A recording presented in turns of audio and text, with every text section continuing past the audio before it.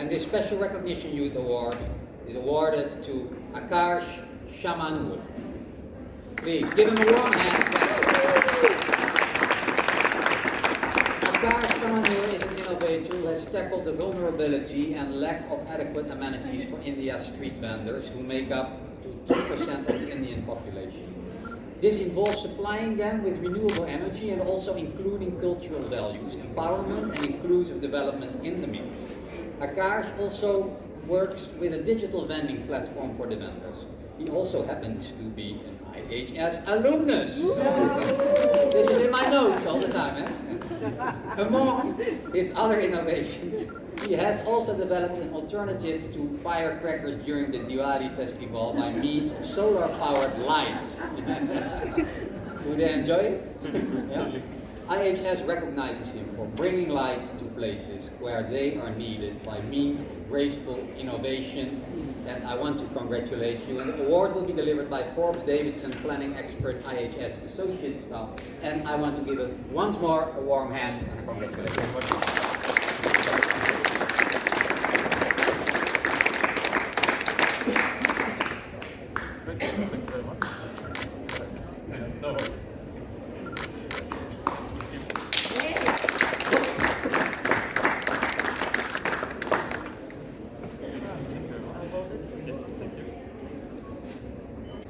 So, good afternoon everyone. My name is Aakarsh Shamanur and I graduated from UMD 10. First of all, thank you so much to the IHS International Alumni, all of you put together, because this indeed is truly an honor to be present here amongst you all, and more importantly for recognizing the work that I'm doing currently. So the campaign that I initiated is called Be Polite, which is basically an initiative to provide solar-powered lights to people who do not have light across Indian cities. Since we all come from an urban background, I thought, okay, let's stick to urban areas and look at providing light to street vendors across urban areas in Indian cities. Can we get the next slide, please? So a lot of my work has been pretty much based on Mahatma Gandhi's philosophy, like the talisman he gave, where fundamentally it simply says that whatever decision you take in your professional life, just make sure that it does impact the person at the bottom of the pyramid, and it will automatically enable a lot of, the initiative or the program would be successful. So that is what sort of drives my work. And also a long incident when I was a child, my granddad took me to the market and said, "What do you want to become when you grow up?" And I was like, "Oh, I want to become an architect." And he hit me on the back of my head and said, first, do something for the person who's selling things on the street, and then you can do whatever. So somehow these thoughts, this stuck around. And on a broad level, just one slide before please. Yeah, on a broad level, this initiative, Be Polite, combines cultural values. That's the whole idea of Diwali and the Festival of Lights. Also clean energy, citizen engagement, and also deals with the bottom of the pyramid. So what I mean by citizen engagement is that we ask people, we go on radio stations and TV shows and say, we're running this campaign, so if you would like to not burst a cracker and support this campaign by providing a light, you can either nominate a vendor or give the amount, and then we find a street vendor who requires the light. So that's why we've taken care of it, and caters to all these SDGs as well. And one of the main, so Polite is this product. It's basically a portable light, so we just got it up and said Polite. And also it goes well with the entire campaign, which is Be Polite. So, the idea of Be Polite is to change the perception of citizens towards street vendors, because right now the current perception is, oh, street vendors, they're a nuisance, I don't want them in front of my house. So we're like, let's change the perception. Let's, just be a little more polite and sort of give them an opportunity to sell what, earn a livelihood, because the reason why they are there is to serve our needs. So that's how the campaign comes about.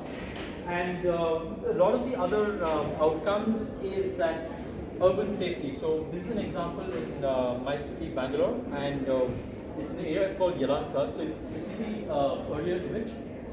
Street vendor called Sabina. She works till 11:30, 12 in the night. And due to low light, there's an issue of urban safety. Certain people do not feel safe crossing that path because there's a major bus stop on the other side. But because we provided her the solar powered light, you can see the difference it makes.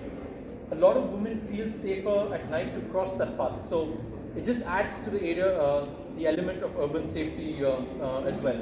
And we realized that a lot of street vendors were illiterate since they came from a rural background, and they left their agricultural activity because of failing, depleting water tables. We made instruction manual which was visual in nature. So I collaborated with a cartoonist called Sridhar Kovrawali, and we made this entire visual instruction manuals of do's and don'ts. So this is how this campaign has sustained itself for the last 3 years. And we also, along with this, what we do is we geolocate each and every street vendor. So if you know, you as a contributor to this campaign will know where the light has been given and whom it has been given to as well. So it is completely looking at accountability because since you are funding it, you should know where the light is. And taking this a step forward, last year we collaborated with Techno India University in West Bengal, which Sujit has been very proudly collaborating and also helped promote the campaign. Techno India University was one of the main partners for this campaign, where Pauline and Meghdut from Offbeat CCU, we collaborated with 150 students. They're all the main student volunteers.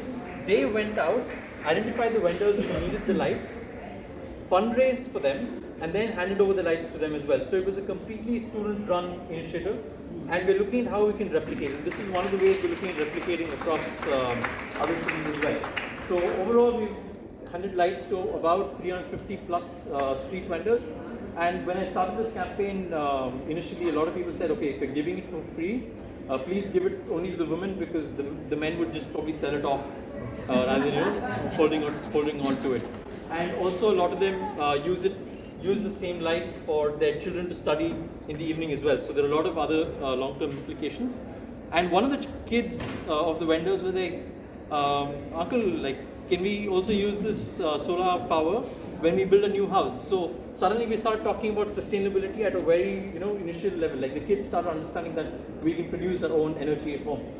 The next initiative was this initiative called Chill Chutney Cart, which was along with an organization called Seaforce. And here we will start looking at refrigeration. So most fundamentally need light, and then we went on to refrigeration. How can we really start storing chutney and other street food and make sure that it's serving hygienic food. So this was the pilot that we did. What we did was we just put 4 minibar refrigerators. These were from a whole old 5-star hotel that has come out. So we just got 4 of them to test whether street vendors would be willing to pay for refrigeration as a service, because we're looking at fundamental infrastructure needs. And taking that one step forward, in Davangere, which is my hometown, we're proposing this project, the Smart City Initiative, where we're looking at creating vending zones. So how can we create better facilities and also create an app where if you just open your phone and you're here and you want to know where is the nearest tomatoes available, you can just say I want tomatoes, and it will geolocate all the street vendors in and around Davangere and tell you who's the nearest person who has the material that you need.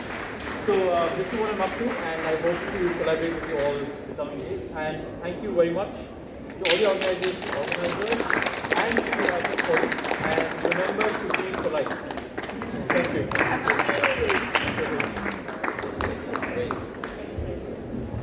Thank you so much. So these were all the award winners. One big applause.